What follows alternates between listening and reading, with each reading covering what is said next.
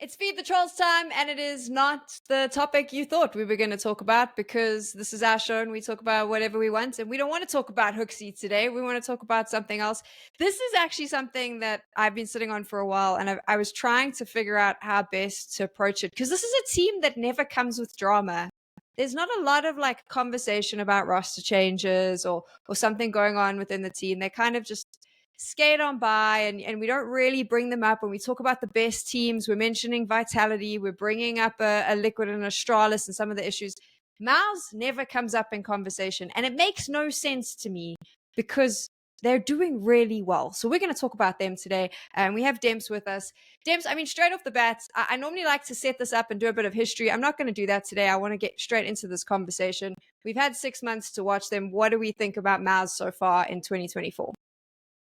I think they're really, really good. I think they're really good. I think if not for HooXi and Donk, I think Xerxes would be up there in the conversation for best player in the world. I'd put him up there, 100%. They have obvious issues in arena lands that like you can't get away from that. But when you actually look at their peak level, when you look at what they did throughout pretty much all of Pro League, when you look at what they did in the final, their peak level is insanely high. And not only that, but they're obviously super young. Like, this team could be really good for a really long time. I'm really hot on Mouz. I would 100% put them up there. Like, if we look at them in a vacuum, like look at all the teams and say at their peak level, what are they like? I think Mouz are right up there with like Spirit, for example, is like at their absolute peak level. How good are they? I think Mouz are legit. I think they're really, really good.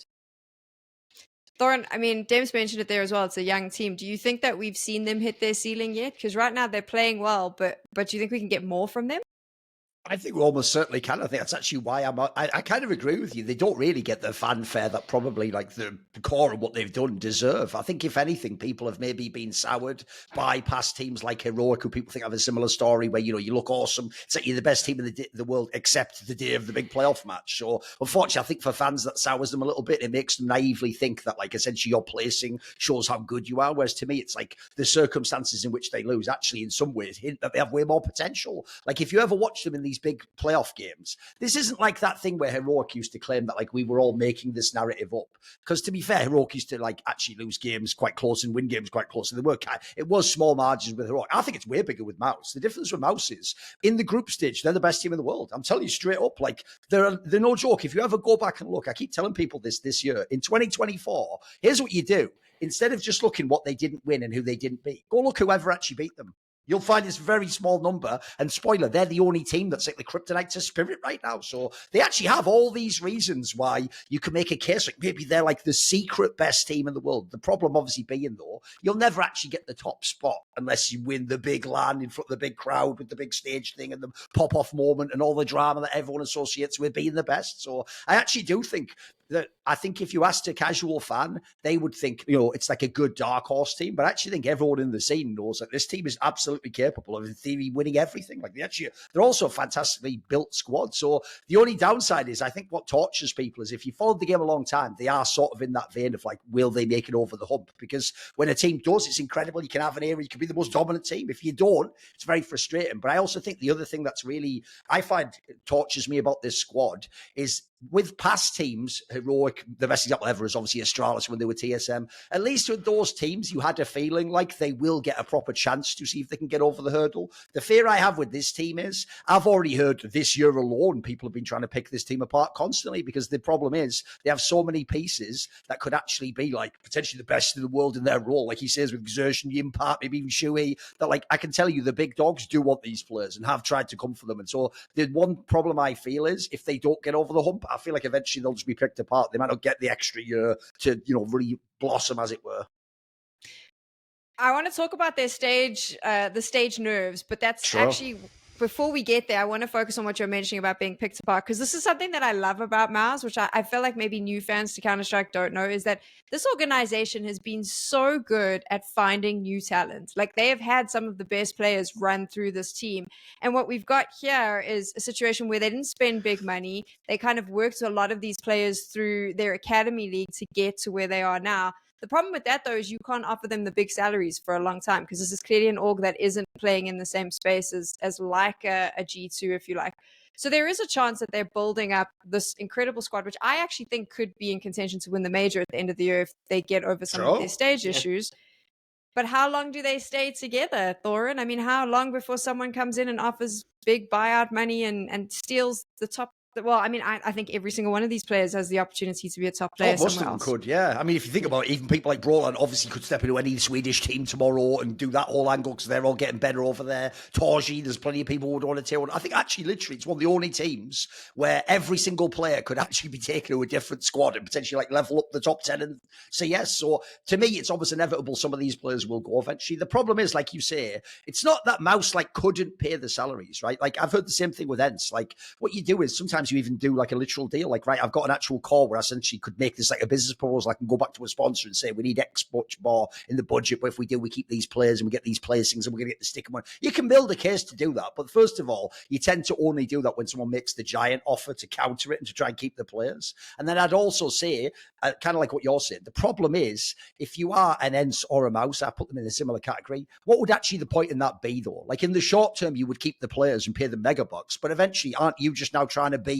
like a FaZe Clan or a G2, like you say? And since those orgs aren't really that, to me, if anything, what you enjoy about this Mouz lineup is that you did come through this brilliant academy pipeline system where you brought them up and you tested them out. I even think they have the most brilliant approach where, if you notice, they didn't just promote the whole team or one player. They did it like gradually, and the roles made sense. That they put them in a way that integrated them, and actually the results just went up and up as each player came in and out. So I think if you did that process, you don't just, hopefully, you don't just think like Na'Vi. I had like a few players and I was just lucky. Like I found them, honestly, as it were, a bit. You're hoping actually that this is a pipeline and that when these players are sold, you get the next one. And actually, whereas like an Ents has to do it all off scouting, you're doing it off a mixture of that plus academy stuff. And obviously their coach was their academy coach before. So to me, the proof of concept is what you're trying to go for your Mouz. And actually, probably you hold on to the players as long as you can. If you have to sell them, you try and do the same thing again. Hopefully you bring more players through your academy systems. I also just don't think Mouz is actually in the world where they're trying to become FaZe Clan. I think they've just got to figure out like what's the sweet spot for how much is worth paying extra. Like, for example, if people don't know, in the past, I've heard with players like when they had Rops and then Frozen, and that was like the one big name.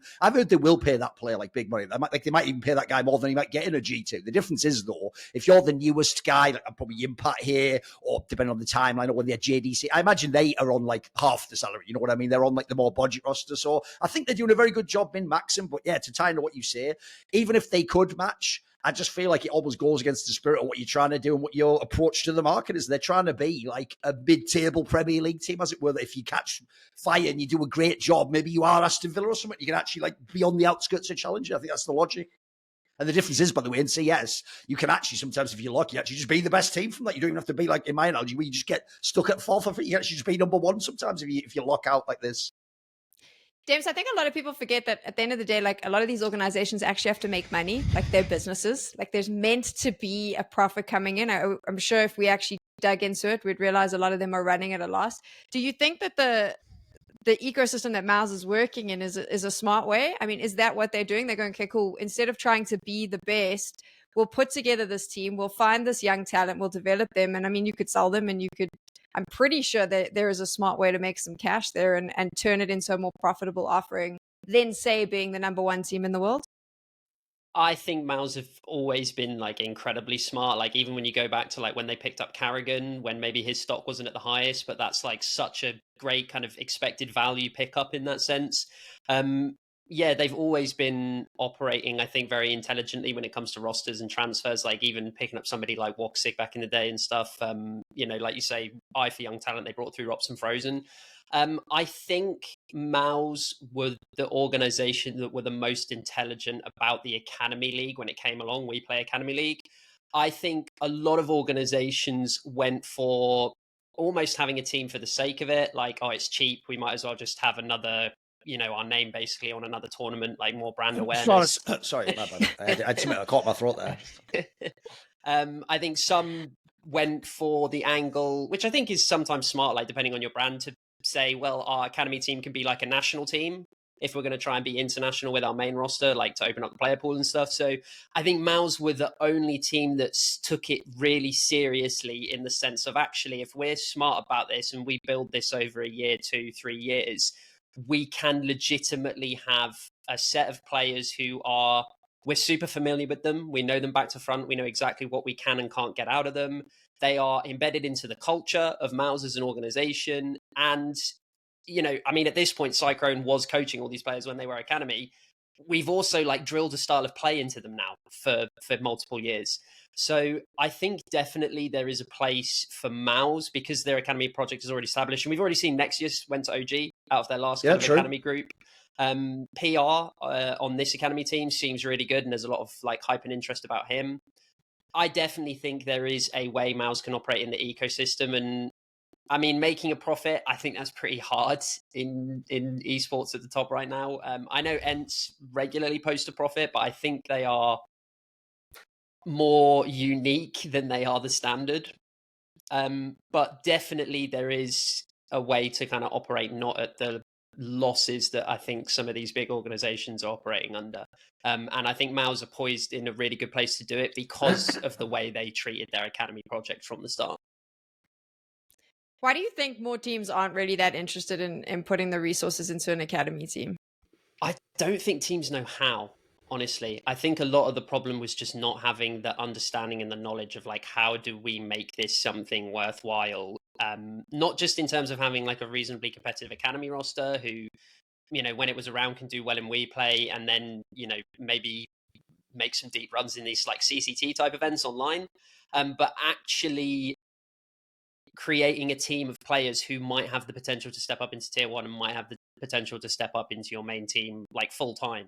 I think that was the problem, and this is actually something HLTV are looking into. We might do something a bit more in depth on how Mouz won the academy game further down the line, because I think it's a super interesting topic, and it would be fascinating to hear from Mouz internally what they did, how they approached it, because I say, I think it was a relatively unique approach. It was coherent, it wasn't slapdash, and it told in the results. They won pretty much every WePlay Academy League season they took part in. Their players are now up there at the top. 4 academy players are up there, arguably on the best team in the world. And I think it just comes down to so many other teams didn't know how to do it the right way. And also, I say, I think teams saw maybe not an academy team as a novelty, but they saw it in a different way of this is never going to have any impact on our main team. There's no way to do that. So we'll just have a team for the sake of branding, another name out there. Or I say, we'll use it as a national team. So we can have like Apex have their Norwegian academy team when their main team was international. So I think that was it. I think a lot of organizations didn't see it as that was what it could do. It could actually get you players that are going to be really good and useful for your main team. And then I think, other organizations just saw it as something different. That's not what it was supposed to be, I think. I actually think some orgs literally did it for 2 very cynical reasons. They didn't actually have good faith intentions of, as you're saying, developing a player, and if he is good enough, really putting him in the main squad. I think there's 2 obvious cynical reasons a lot of orgs did it. One is as part of the overall PR package. This is why I think an Astralis did it. They do it because when they then go to investors and they talk about the org, this makes it sound like your sports. It's we've got our academy team, of course, and one of them's even been standing in for our RMR. That sounds to the guy who only knows sports ball. He's going to know him exactly. Wow, this is a very professional organization. It doesn't matter that you're never really going to have that guy play next to the device in 3 years or whatever, Then the other angle, obviously, is even if they don't think that they're going to use the players, I think actually some people just think, look, he might not be good enough to play my team, but once he's famous, now he has a big buyout for the other team. So they also then think the difference is maybe I can fleece Gamer Legion of 100k for this guy, you know what I mean? Instead of you're actually playing for me. So I think that those aren't necessarily terrible reasons to do it, but it's obviously not going to produce what Mouz has had. Mouz actually looked like they went into it good faith from day one, and this really was the long-term goal. And if anything, that's actually why I agree with him. It'd be great to do a documentary or something, because I feel even they could never really have thought all these players. If you don't know, basically, as far as I know, every player except Jimpphat basically was in that original academy squad. I even remember thinking, I remember watching and going, look, you guys are overhyping them. They can't all be good. Okay, I'll give the exertion guys, but okay, Torzi, yeah, I can see that, But they kind of were right, and everyone else was wrong. Almost their entire squad was really good. Well, I think 4 of the 5 players were in their academy squad at some point. The coach obviously came from the academy squad, so those movements happened. Do you also think that maybe it also has something to do with, and this is quite a cynical take, but I think nowadays it's a lot more, I don't know if it's more difficult or if people just lack the skills to actually identify up and coming talent. We have this situation where we're very much like a now generation of Sure. fans. You want Counter-Strike teams to do really well now, so it makes more sense just to buy someone who's doing well versus investing. Because it was, if I look at this is like 2-3 years of investment in these players. That's a long Sure. time, and in these days no one wants to do that anymore, right? I think esports is particularly bad for it, just like instant success or bust. Like I've talked about this with people before, how like fans have such a narrow focus on like what is success. So I'll just use G2 as a quick example. Like obviously they have been one of the most criticized teams over the past 18 months, but if you look at their record, they won Cato Cologne, they won another tournament, they made top 4 at a major, constant top 4s and playoff showings. Like, why is the view so narrow as to like slate them for like each bad game, when actually if you look at the bigger picture, they've actually been pretty successful? And I think that is a general trend, I think, in esports, but like just talking specifically about Counter-Strike, I think the Counter-Strike community can be quite bad for it.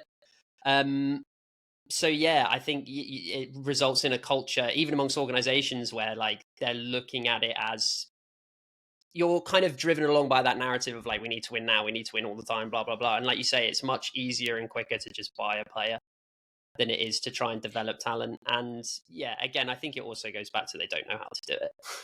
Is part of the problem.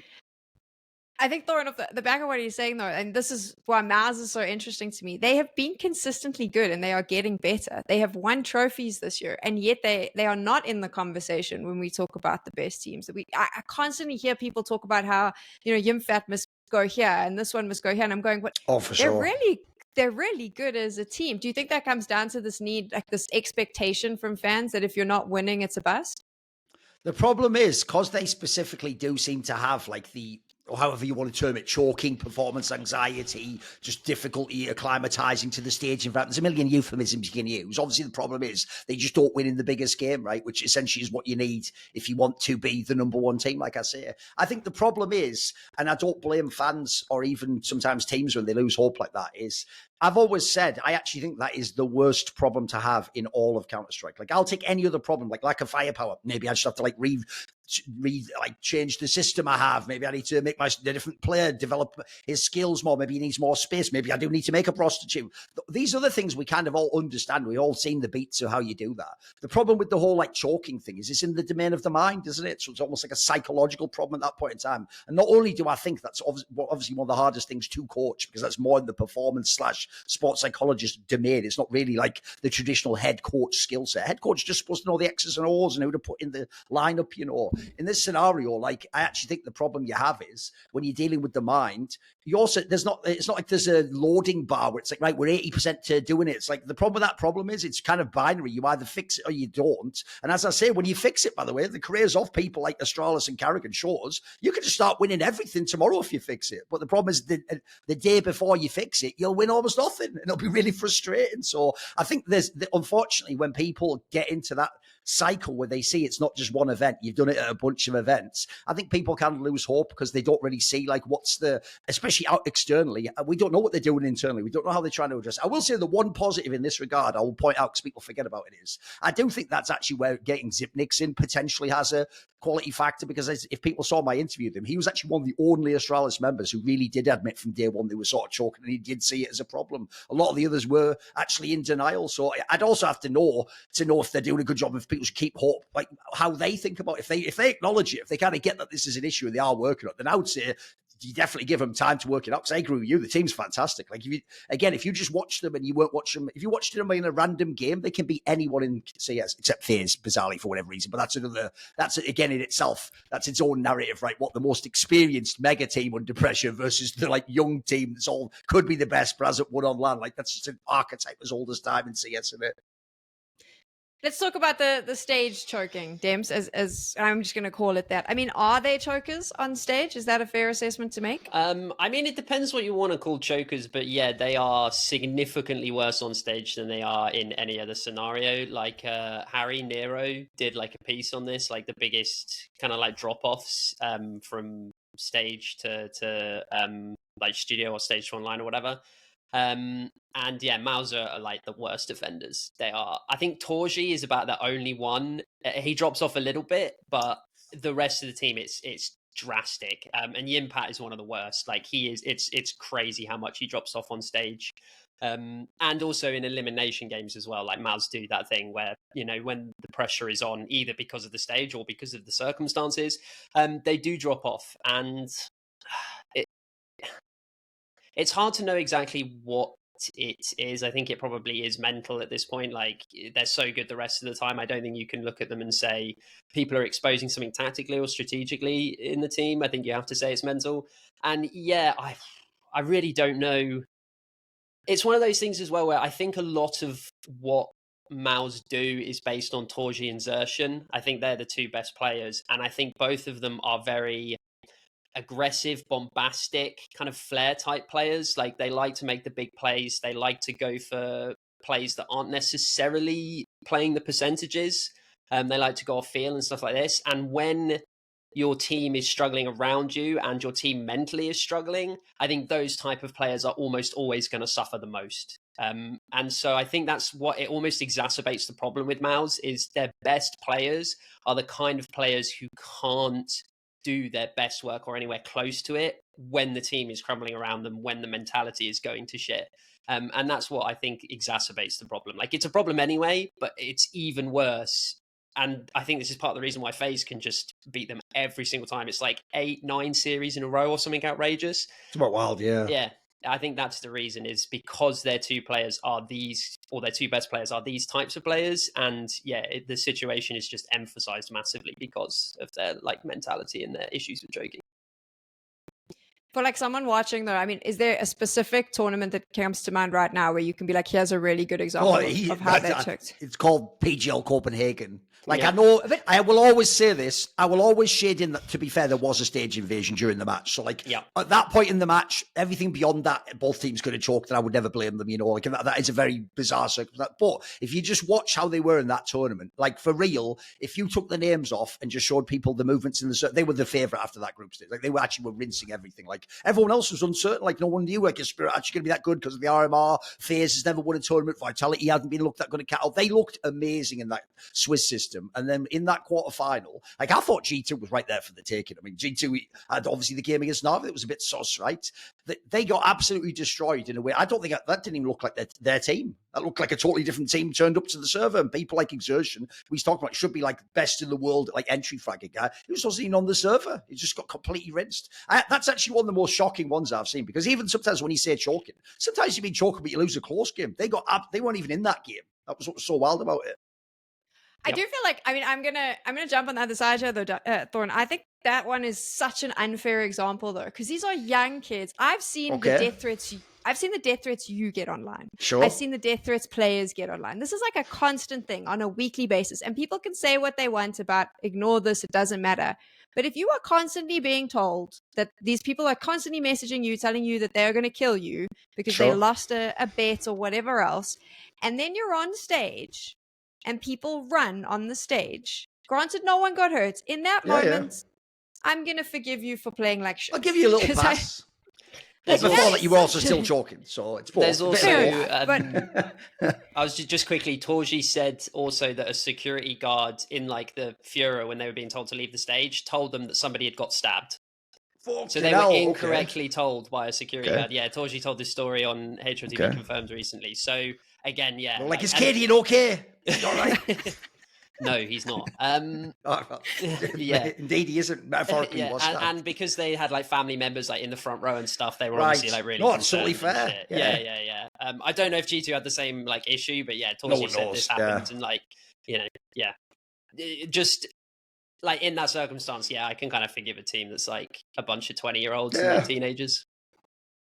I watched that from home in another country and was like, if I was there working that event, I would have been like, I don't want to go out until you can guarantee me that. Like, so I could get it. But because of that, I mean, Dempz, now I'm going to throw you under the bus. Give me another example of when they've choked on stage that isn't the measure. Well, okay, it depends what you define as choking, because I think some people would define choking as you are in a decent position and then somehow you squander it. Or do you define choking as you're you turn up for a final and your level is just so far below what your normal level is, right? So I'm thinking Chengdu, the final against FaZe. Yep, I think that's fair. They were like sort of in overpass, like it was 13-10, but in reality, FaZe always had control of that game, like 8-4 on the CT side, and they were just chugging along on their T side, like FaZe were in control of that map, and then they completely blew Mouz out on Nuke. Look at that final compared to the ESL Pro League final against Vitality, where Mouz just completely wipes the floor with Vitality like it wasn't even a game. I just can't, like, in my head, it's so hard to understand that this is the same team in these two games. Yes. Like, they don't even look like they're in the same league as FaZe, really. And then they look like they're 2 steps ahead of Vitality in that grand final. And so I think when you take into account all that context, like, it's hard to not call them chokers, particularly because the level in pick any grand final or any elimination game that they've played, particularly in arenas, and then compare that to a group stage or a studio land where they won it, like Pro League or Betboom Dacha, like they were really good at those 2 tournaments. How can you not call it choking, you know? Like, just look at the comparison. Like, put it this like 2 way, different teams. if you look at that series he's talking about, that looks like because you lost your map in close fashion, it just cracked your mental, and then you just sort of gave up the final, and in your brain they were going to win. Whereas I would say, if you look at the true sort of like people who aren't just like the on paper number ones, the true number 1 teams in the world, they're mega at resetting between maps. Even if they lose their map pick, like the FaZe of Vitality does a million times, you just win the other team's map because you are a fundamentally better team and you sort of don't get mentally weighed down by it. But that looked to me actually like, because here's the problem. I think you could also shade in another component here, which is because these players are so inexperienced as an overall group, like most of them beyond like Torzi haven't even been in the team that long. Some of them have done like a year or like 6 months or whatever. So because they've also sort of like, by getting really good in the game, gone way above the normal level, and they haven't sort of gradually had to go up there, like skipped a few steps each time. I also feel like if you're some of these players, this might sound weird, but I do actually think that when you haven't won many trophies and you're young in your career, in a fucked up way, you can reach the final, lose, and go, well, it was still a good run, like a finals. You know what? We were playing Carrigan and all those. You can sort of do that. Like, you can't do that, if you're like the G2, it has all the scrutiny, you're supposed to win now. But again, because the narrative is it's an academy squad and they've promoted them and wow, look how great they're doing. People feel like in the story, it's still satisfying if you're going up. Like, making the finals is a cool story. So the problem, I think that in itself is an issue, because actually, I think that's sometimes where we take the sports approach, which we're really sort of thinking of a timeline of like 10 years of gradually getting better. And we forget that in esports, that 10 years is actually probably like 9 months or a year or something. You know, it's more like in the first few months you can struggle, and then maybe, you know, you have to eventually just start winning. Like in esports, you do have to kind of get good. Now we don't have that massive runway, as it were.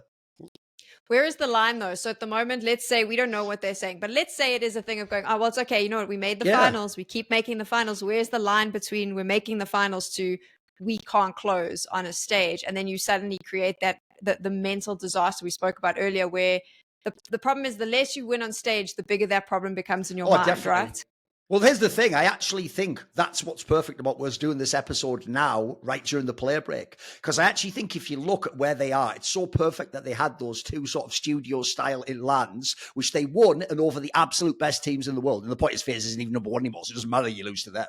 Because now everyone knows that in theory, you absolutely can win any of these tournaments. And what have we got coming? We've got Cologne really soon. So already, if you fail there, that narrative is going to get really big. And then the obvious one is, if you look at where the major is, it's like, that's not even just like a hot take. They should actually be aiming to be the champions of this major. It's so far away that that should be where you peak for, and you use Cologne and the other events to get over these issues. And if you can do it by then the narrative can go away. We can change it all. Because I also do think all those narratives, whether it's that you're the clutch team like FaZe now, or you're the choker team like Mouz, they all become self-fulfilling prophecies, in my opinion. What happens is, it happens a few times and people, you know, it's almost like a curious, oh, it's just team choking. But then when that becomes a thing, even you and the opponent know, and then it keeps happening, I think at that point, it exacerbates. So I do think actually this is where it's appropriate to cut the line off. Before this, it was like, wow, canny team, how are they overperforming? This team shouldn't be as good as Vitality, but they are. So now that they are, I think it's time to win. I think it's time to win now.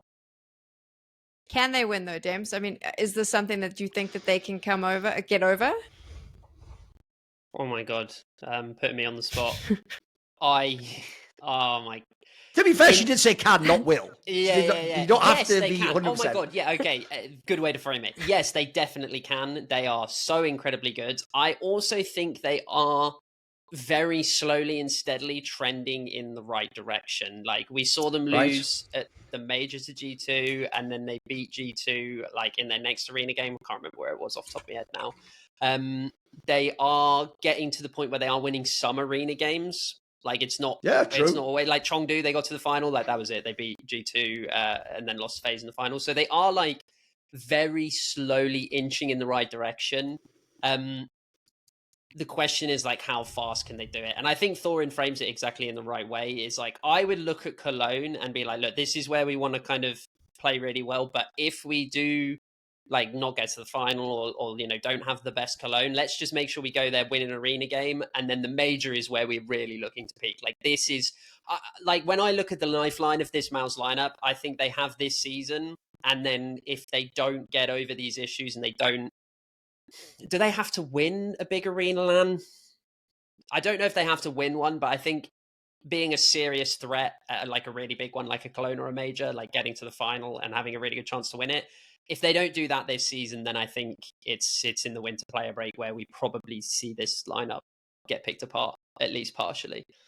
I do think, by the way, you sometimes get those scenarios where people do sometimes misapply choker. Like there's been times, in my opinion, where people said someone's a choker because they came second. But then you look at the roster and you look at like what they did before and after and who they play, and you go, but they actually were just a worse team. Like they actually, you know, actually for them, second was a good result. Like maybe they weren't as good as like some superstar players they were playing. The difference here is this team, it's why actually, even though I know the modern analog is to say heroic because they used to be great in group stages and then fall off. Like I say, I always thought it took a lot more effort for heroic to win a game anyway, and I actually think their players were just not as good skill wise. So the difference is I do think the comparison is like old school TSM, the Danish one that became Astralis. Like that also was a very stacked lineup. Almost all the players were really good. You could see all of them being in champions, etc. And crucially, like Mouse now, if it's not a pressure match, they absolutely have beaten the best teams in the world. You already know they can beat these teams. The question is just, can they beat that team if they're on a massive stage with all the crowd and everyone telling them it's the major, you have to win now, it's for everything, all the marble. That's the only question. Like I think it's certainly plausible they can win these tournaments. That's why I actually find them such a fascinating team. I was sitting here going, well, are we being unreasonable? You know, they're so young. We've explained the work up of the last few years. Maybe this is just part of that. You know, you've got to get used to being on the stage. And then I thought about Donk and realized my whole argument was pointless. So we'll just to be fair, Donk is sort of an outlier for everything in life. You know, almost every single topic. Yeah. You know. I'm like, Spirit gets to Cato, and just anything you say after that doesn't matter. You can't use this excuse of experience anymore on a stage because we've proven Dempz it doesn't matter. And unfortunately, once that line is set, you don't have an excuse to be underneath it. That's how Counter-Strike works, apparently.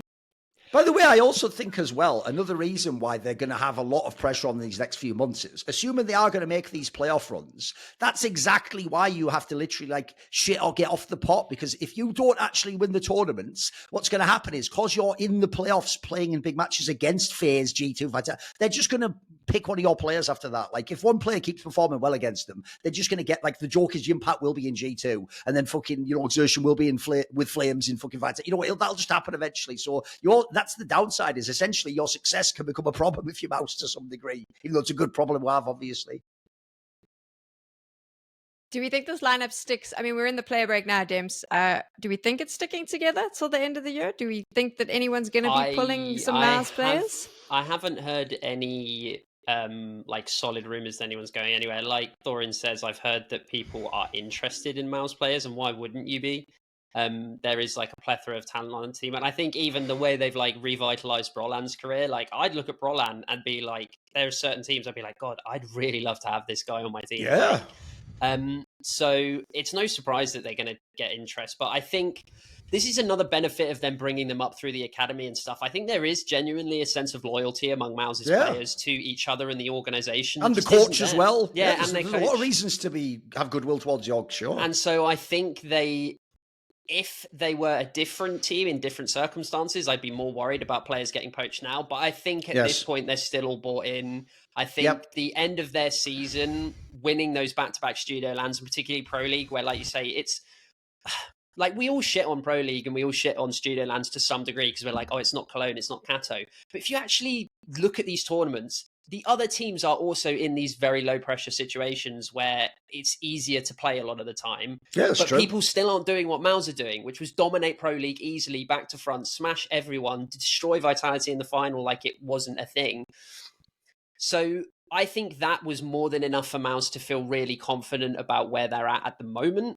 And like I say, listening to, it was HLTV confirmed with Torzi, I mean, he's a pretty confident guy in general, like if you speak to him, but I think they're happy with where they're at. I think they're happy with their trajectory, but we are now getting to crunch time. And I think it's that next season is crunch time. So I think they'll stick together. Yes, 100%, at least till the end of the year. But I think it is crunch time now. Like, we need to see. Here's why I think you've nailed it. The reason why this next season is not only when as a team they could get over the hurdle and win, but the difference is that loyalty isn't infinite. Like, what will happen is once it becomes boring to keep losing finals and semis, that's when one of these players will suddenly hear the player in his ear and go, not only can I join your team, but I can play for like 50k a month. Maybe I do that move. Because there's another thing I'll also point out. If as a group you have a choking problem, because I also think the reason why I also compare it to the old TSM, I don't think it's just one player. I don't think it's just exertion. Yeah. I actually do think there's a knock-on effect, and a whole bunch of them, I agree with you. Most of the star players are having this issue. The other problem is, eventually another solution, if you're one of those players, is maybe if I just extricate myself from this scenario and go to a team like, that's the classic one, is if you could get a chance to go to FaZe Clan, well, they're already super clutch, so maybe I fix my problem that way, and suddenly I'm winning with them, and then I never was the choker. So unfortunately, that might also be another way to get the label off you, get the stink off yourself, as it were. It's true, though, because if people have been playing together for a long time, which a lot of these players have, you're kind of feeding off each other, right? So maybe the change is what gets you to pop off. Obviously, the newest addition, Brollan, Dempz, you mentioned him a little bit earlier, came in at the beginning of the year, stood in. I mean, he had to fill the shoes of Frozen, which was arguably Mouz's star player. How do you think he's done so far? I think he's done an incredible job. And I think just in general, that move, I think it was good for FaZe, obviously, getting Frozen in. I think actually it ended up being a little bit of a blessing in disguise for Mouz. Not because he's a bad player, not even because Brollan is a better player than Frozen. No. But the rest of the team had to step up. And I think for a team that's young and, you know, all like 19, 20, whatever, that is such a big thing to be kind of thrust into that responsibility and forced to like sink or swim. And I think they did swim. Like Torzi again was talking about this in a recent interview. He was like, you know, he had to be a bit more of like an emotional like driver for the team. He had to like help pick them up, keep them hyped. You know, Siuhy had to step up a little bit more and like, you know, be a better leader, just because Frozen like had a lot of a voice like mid rounds and things like this. Xerxhen had to pick up on mid rounding because suddenly their mid round voice had disappeared that was helping Siuhy. So it ended up being like a blessing in disguise. And Brollan was just the perfect tonic for, in this ideal world where everyone on Mouz stepped up, which they did. Brollan is exactly the kind of player you wanted to come and fill Frozen's shoes. He doesn't take up too much space. He's incredibly self-sufficient. By all accounts, he's actually pretty vocal in terms of like in the round. Like he'll be like, this is what we need to do. This is what I want. Right. Like when he's CT playing a bomb site, for example, he's like, this is how we're going to hold this site. And he's actually really experienced. Like, it's so crazy to think Brollan is 21 years old and he's the most experienced player on that Mouz lineup by a country mile. Like, you know, this kid, and he is still a kid basically at 21, has been playing at the top level for years, was like a top 20 player earlier in his career. So it was just like, I remember being so out on Brollan. I was like, this guy is done. Like, he looked so bad towards the end of NIP, like really genuinely atrocious. And NIP tried to help him out and played him in several different roles and stuff to try and find something where he could like be the old Brollan again. But like Mouz picked him up. Like, I had to eat my words after like a couple of events. I was like, actually, he's looking pretty solid. And then when you think about it in your brain, you're like, that was a really smart move. Like, it really made sense with what they needed. Like, I didn't see it, but like in retrospect, you're like, fuck, that made so much sense. Like, he was everything they needed. Everything they needed. Thorin, I take it you're in agreement because you've said yes to all of that. I mean, I would say, on the Brollan side. I think the most interesting detail he mentioned there is if you try and do the A-B comparison of when they had Frozen versus when they had Brollan. Well, I agree. I actually think it's clear Frozen is a better player. He's even a better player in FaZe than Brollan is in Mouz now. So it's not even like it's just when they're in Mouz. But the difference is, even though in theory Frozen's a better player, so you'd think the lineup should have been even better when he was in. It wasn't. It actually wasn't as good. That was more of just a dark horse team. And part of the reason why is Frozen wasn't some academy player who's being brought in and integrated into a system. He was just a star player. He In fact, I even thought the classic example, if people know CS history, is this is what MSL used to do with all his teams. In his teams, it wouldn't be the lurker. It was obviously more of like the entry playmaker role or whatever. But famously, what you would do is when they got promoted, when AZ went, then Kirby got to do that role. Then when Kirby went, Comfy got to do that role. And in their team, it was almost sort of like, right, this is the person we give all the resources to. So I did think that once Rops left his team to go to FaZe, they just sort of said to Frozen, it's your time, dude. You're the man. Like, you take that spot. And he did, by the way, take all the resources. Like, if you ever look, he had one of like, this guy never went in first ever. Like, if you go look up that opening kill T start, that would have been absurdly low. And also, spoiler, he'd get like all the resources all the time. I've even pointed out he's one of the players that I think, it's not that he proves HLTV rating is wrong. He just proves that it doesn't say that you're necessarily like better because the rating is higher. Because he's a player, if you ever look at it, doesn't actually hit the crazy kills per round stat. He's not like the joke is actually Xerxion's probably better at fragging than him. He's not like the craziest skilled player, but he just died very little because he just always could save when he wanted to. As far as I can tell, he had the ultimate like green light and he could just call off the game and just save the round. So in their team, that worked at the time because this is actually where I also think it's genius the way they've gradually brought these players in. At the time, though, you almost needed that. The others were so inexperienced. You needed a guy that could perform every time. And if that's what it took for him to do it, then go for it. No one was mad at that. We all knew he was a really good player. But I do agree. Actually, somehow him coming out of the team, the cleverest thing they did wasn't go to Brollan and go, you're going to be that guy. You're going to be like a top 10. No, what they did, if anything, was go, you don't have to be that guy. In fact, if you can do X, Y, and Z, everyone else by committee can actually pick this up. Like Exertion can now become like one of the best players in the world. Jimpphat, we didn't know this, but he's going to win every clutch. Like it seems like the trickle down effect was crazy, but I think actually it did make them collectively not only a better team, but a way more dangerous team. Because the other thing about this team to me is it's one of the only teams I've ever seen where for real the four non-IGL players have like star numbers. Like this is why on the Brollan one, the joke is sometimes he might actually by rating be like third or fourth player, even though himself's doing really well. So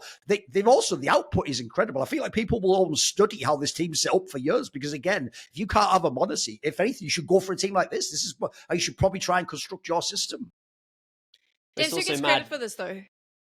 Oh, I mean, who gets credit carry for on it? what you're saying. And I was just going to say quickly, even Siuhy recently has been putting up some like bonkers maps. Like in the final map against Spirit, Bebum Dachi was like 21 frags over like 20 rounds or something. Like he's been going crazy lately. Who gets the credit? I think Siuhy gets a massive amount of the credit. I think he has, even since the We Play Academy days, you can talk to like Sycrone and Launders about this because they obviously casted them a lot, but the way Mouz played then was incredibly impressive, and a lot of it was based on Siuhy's calling. I think he is a little bit more in like the Carrigan style of calling, where he's a little bit looser, gives his star players room to work, but that works perfectly for Mouz because they do have like star players who are willing to have a bit of agency and like take control of the round. I think he's incredibly smart at like reading the flow of a game and understanding, again, similarly to Carrigan, when do I need to call this faster paced round? When do I need to do this? Just based on the flow of the game. Like he reads the game so well. But I think Sycrone has to get a huge amounts of credit as well because he has taken these players through from their We Play Academy days to now, and it has just been a consistent, steady upward trajectory. Every single decision and move has been correct. Like there hasn't been a single like, and obviously people within the organization that aren't Sycrone obviously will have some input. But yeah, I think Sycrone and Siuhy between them get the most credit for me, just because, like I say, the way Siuhy leads at such a young age, we can say it's not just specific to Mouz as well, because look at what he did with Gamer Legion. And then Sycrone kind of taking this team all the way from like little wee babies, you know, like 16, 17, like or whatever, getting started in the scene. I think both of those two deserve, like, in my eyes, they get the most credit for me. I also throw in, even though he's not in the team, some spiritual credit actually goes to JDC, because if people don't know, he was like way older than the others. And I've heard he was sort of like a mentor type figure and maybe even also had some say in who they picked up to the academy squad. So even though he only got to be a Mouz briefly, and obviously he is often like, I was in like big or whatever, and he didn't get to be a part of this adventure, I think he sort of laid the groundwork to some degree, you know? I mean, if people know the football comparison, I would say all those Champions Leagues they won in Real Madrid, like the players were all signed by Mourinho. He did set that team up. It's just sort of he wasn't there when they won. So I'd give like a tiny bit of, he deserves a bit of credit. He deserves a shout out. Yeah, for sure. I had the same thing. That he was really vocal, really important to like the like mentality and psychology of the team when they were like coming up. So yeah, shout outs to JDC too. He's also balling out and big and playing really well. So fair play to him. Fair play. I love the business of Mouz. Just there's so many things. It's like you mentioned, I think a documentary would be really good. I love how they brought their academy players up, like you mentioned, Thorin, bit by bit. They bring the coach up as well, which I think worked well. But I also want to talk, and this isn't so much a Mouz thing. I think maybe it's a personal thing, but the Zippix move as well is like assistant coach. That to me, it's something we've spoken about. Coaching is just because you were the best, one of the best players in the world, doesn't make you a good coach. You kind of have to earn your Oh shit, stripes. we're doing that abstract thing again. Damn it, I've done it again. Whatever example you might give, Love you, legend. We won't. But this is the thing, right? He's been really clever. He stepped into the assistant coach role. We haven't really brought him up. I think we spoke about him a little bit at the beginning, and that he could potentially help with the mental thing. But he's earning his stripes as well. He's working with really good players. He might have to fix the choking. I mean, that is something that he may actually be able to play a role in. But he's being able to get a little bit of experience under his belt before taking a role in a big coaching. It's like they're doing all the right moves across the board here. No, I mean, I even think the obvious comparison is football. Like, it's the classic move that people know that, like, you don't put the big star players straight into a coaching gig, because even when they actually one day will be a good coach, they're probably going to be a good coach the first two teams, It's why actually some like mega Premier League legends, they do just flounder on some like low level team, and then actually they have to almost make mistakes before they finally get it under their belt. So to me, if anything, you do want to go as an assistant, because then you sort of learn a bit of the game from the other guy, and you get to make mistakes, crucially. I think that's the bigger issue as well. That when I like jokingly reference Taz, I think the problem he has is he's taken a poison chalice. He's taken a gig where you're supposed to win everything. By the way, you might not even have the roster to win everything, but everyone's going to put that on you because they're going to think you're some miracle worker where you're supposed to do it all. Whereas to me, he's a rookie. He's a rookie coach learning on the job. So that's a pretty tough order. Whereas if you're Zipnix, like, first of all, we don't even know if they actually 100% needed him. Like, obviously they were doing well anyway with Sycrone, but now you have a chance to carve out, like, for example, if you do help them get over this choking thing, you'll get some plaudits for that. People will connect you to the narrative of that. And I also think, like, logically, this way, the other genius thing I think you do here is, look, I doubt, like Mouz have said this explicitly in Sycrone, but it does leave open the door that down the line, this could also be your next coach. He's just already in the team. You're just prepping him now. And then in 3-4, by the way, I'll even make a positive for Sycrone. Maybe Sycrone's the coach of Vitality in 3 years or something, and then you do what Zipnix to do. So I also think it's genius in that sense. If you think about it, it's like you're doing an academy approach with your coach. That's also kind of smart in itself. It's like you've got succession. You wanted to say something there. Come on, jump in. Yeah. No, I was just going to say, it's like you have succession planning in place, and Zipnix is exactly the type of player that I would have predicted could make a good transition to coach. Like, he's obviously intelligent. And I also think for Mouz, he's such a good idea to have in and around the team. It's just like a chill, calming influence. Like, he's always been like quite a mature guy, even when he was younger. Like, he's super calm and level-headed. And like, if you've been around Mouz in tournaments, like, apart from Jimpphat, who's pretty quiet, they are quite like excitable. Oh, they get pretty loud, right? Like, they are pretty loud and excitable. Like, particularly Torzi, Siuhy, Zershim, like that trio, they are fucking, like. By the way, in my interview with Zipnix, right, he said a line that if anyone else said it, I'd be like, you're a liar. Let's hook this guy up to a lie detector. But I actually believe it, because if no one knows, he is like a robot for real, like even in real life. He said in my interview that he has never raised his voice in anger while playing in Astralis. Like, by the way, that would be such a blatant lie for anyone. But I believe it. I actually do. I think he is the guy that just, it's like the perfect poker face. Yeah. He just stoically kept it all inside. Just nothing phases the man. Yeah, just like straight face the whole time. Yes. Like, totally plausible, isn't it? Fucking Iceman, for sure.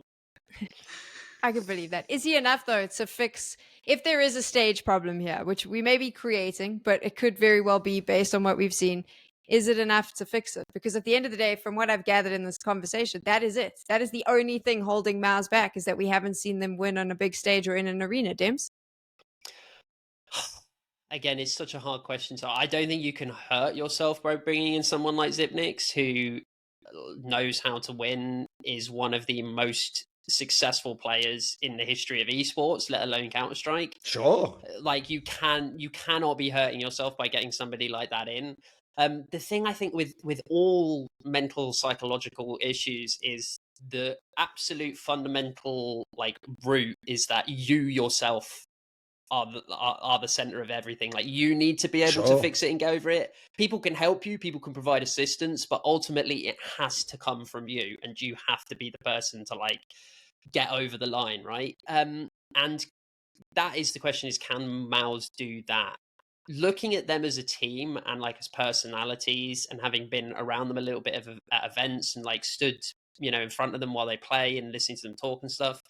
I think they have it in them, like they are like quite mature in the way they deal with things when they play. Like I was surprised actually with how like polished and mature their comms seemed, like it wasn't as hectic and crazy and loud as I thought it would be. Like actually teams like G2 are way more hectic and like chaotic in comms and stuff. So I was really impressed with something like that when I was like first kind of watching this young Mouz team play. So I think there is enough like maturity there. I think there is enough character there.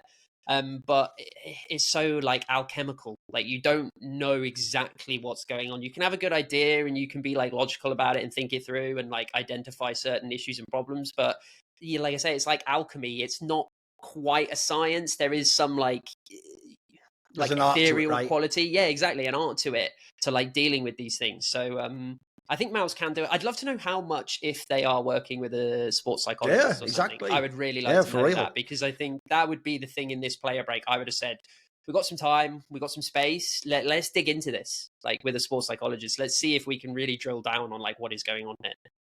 Yes.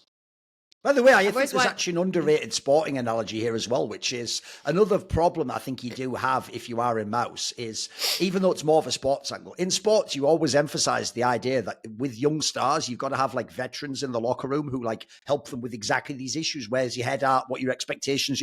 Pick yourself up. Don't let it bother you that you had a bad start. All these things. Well, the problem is normally you mean in the team. So obviously in FaZe, you literally have Carrigan and Rain. They're right there, like the most veteran guys ever. Since they don't have anyone at all, like as we said, the joke is little Brollan, who was scared in a corner in an IP, couldn't speak up for himself. He's the veteran. He's the vet. So obviously that can't be it. So at least Sycrone is in the room, as it were. Like he's in the coaching staff. He can do that. I also think even if he can't help with the other aspect, he can help with that degree. He can give you a grounding on what it's like to be a pro. I even think, by the way, literally just sharing his own experiences would help in this exact scenario. Because remember, he was there. He was in the team that again and again, you should win the major, but then you don't. But then you win the event afterwards and beat all the same teams. It's the same exact problem of frustrations they must all be feeling. So I feel like that alone. And then finally, I also think I agree with Dempz. The reason why I think he was almost a shoe-in to be a coach is because also I think the mistake, if we're thinking of a lot of the big players in like sports that go and don't make it as coaches, they were star players. There were people who didn't actually realize they might not even themselves have understood what their team was doing because they were off in their own little bubble doing all the star player things and just essentially focusing on kicking the ball in the goal or shooting people in the crosshair. So the difference is Sycrone's entire game always was part of the structure of the team and seeing the bigger picture and winning the clutch and knowing what the correct like plus EV players, as it were. So I just think it's just tailor-made to be a coach. And if you're anyone in this team who isn't like a superstar player, you have like, if you're someone like Jimpphat, it's a dream to have a guy like this. The guy's basically like what you want your career to be. Just go follow that guy, figure out how he framed the game, how he created space for people. When you take your chances, etc. I feel like you got so much he could sort of give to these players if they're receptive. And by the way, I think that's also another reason it's a great signing. This team seems like they are receptive to it. I've known teams that were like up and comers, but they were egotistical. They would do that thing of like, well, who the fuck are you? Or I beat you last week. This team actually seems like, again, yeah, they haven't heard any stories about attitude problems. They seem like they're very open to the coaching approach, and I'll give them big props for that. I think that's more likely to help them get over these issues. It's so fascinating though, like you said that this isn't a team, and I said this at the start, so we've kind of come full circle. Like they're not the team that you see rumors about or conversations about or stories about. They just get to the event. They do really well. I mean, other than at this point, one of them probably should throw a TV out the window of a hotel or something. You know what I mean? Like, give us some spice. Can't be too boring. I tell you what, I'll meet you at an event and we'll do a kayfabe thing where you slap me in public in a bar or something. I feel like they need almost like a bit of rock and roll vibe, to sex up the story. You're right. You need a bit of oomph, I'm with you. That's the thing. So it's like they don't have that, like the drama or any of that. But sure. I mean, other than us pushing on the stage, choking, which I think is actually easily fixed. I mean, Dempz, you mentioned with the sports psychologist, but I think also having experience, because you don't necessarily getting reps helps too. Yeah, getting 100%. reps obviously. Yeah, and time. Yes. Agreed. But I mean, Cologne will be the test, right? That is when we're going to be looking at this lineup. I believe they have the potential to be a major winner this year, but it is going to come down, and I think we all agree to Dempz, what happens in Cologne? You're going to have to, we need you to win well on the stage. You don't have to win the whole thing. We just need to see you win on the stage. Pretty much. I think that's where I'm at with them now, is like, I am willing to give them a little bit more time, in the sense that I've seen them trending in the right direction. So I'm willing to look at Cologne and be like, you don't have to win right this very second. And also, if we're thinking about like obviously the kind of paradigm in sports has like shifted over the past like 10 whatever years, where it's like, okay, we can't be at 100% all the time. We need to pick the moments where we're going to peak and be at our absolute best. And so if you're planning your season, you're like, right, we probably want to work up to something like 90%, 95 for Cologne.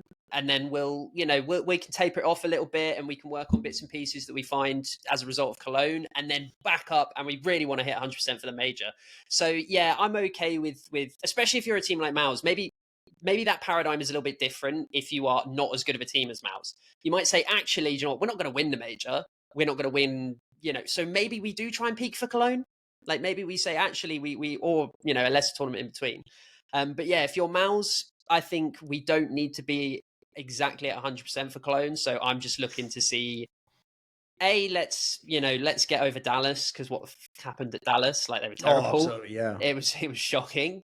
So let's get over Dallas, make sure that was an aberration.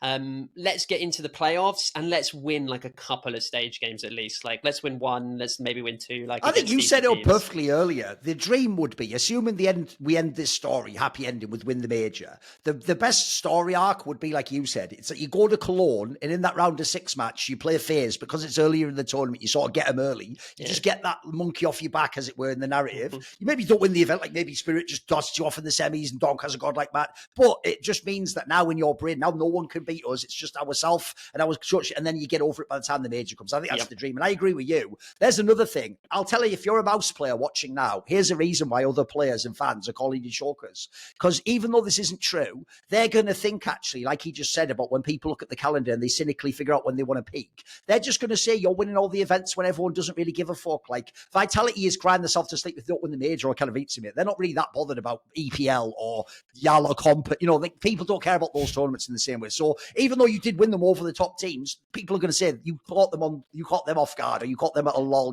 So I also think eventually you want to be that team too, where you're experimenting at one of those tournaments. It doesn't matter if you win that event, because you're going to win the biggest ones. I love how Na'Vi wins the major, comes second at Blast, and we're like, change that lineup, it's not good enough. Vitality, numerous seconds, change the lineup, it's not good enough. We phase every time they have a bad run, someone's shouting about who must go. The scene.